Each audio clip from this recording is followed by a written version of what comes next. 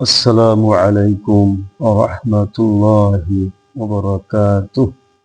মহান রব্বুল আলামিন বলেন, ইয়া আইয়ুহাল্লাযীনা আমানু কুতিবা আলাইকুমুল কিসাসু ফিল কাতলা। হে ইমানদারগণ, তোমাদের উপর কিসাসের বিধান ফরজ করে দেওয়া হয়েছে হত্যার ব্যাপারে।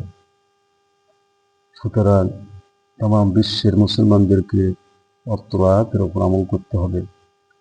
কিসাস অর্থ হত্যা, বিনিময়, হত্যার বদলা।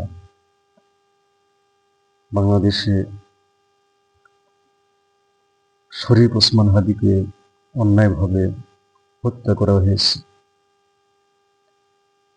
হাদির হত্যার বিচার বাংলাদেশে নিশ্চিত করতে হবে। অর্থাৎ কোরআনুল কারিমে আছে, স্বাধীন ব্যক্তি হত্যা করলে স্বাধীন ব্যক্তিকে হত্যা করতে হবে।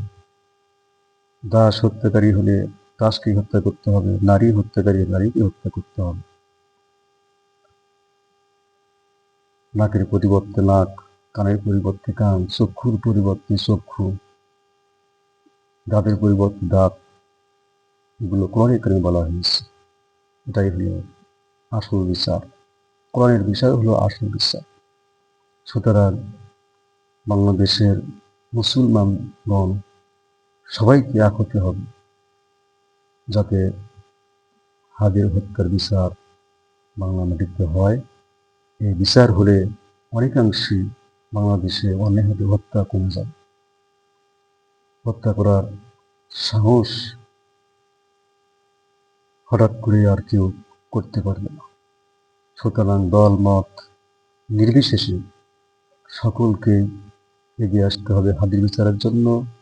বাংলাদেশ জামাত ইসলামী যেমন হাদির হত্যা বিচার চায়, তেমনিভাবে প্রত্যেকটা দলকে হাদির হত্যার বিচারের জন্য চেষ্টা করতে হবে এবং সঠিক বিচার, ন্যায় বিচার যাতে হয় এই চেষ্টাই করতে হবে আমাদের। আল্লাহ পাক তৌফিক দান করুন। আসসালামু আলাইকুম ওয়া রাহমাতুল্লাহি ওয়া বারাকাতুহু।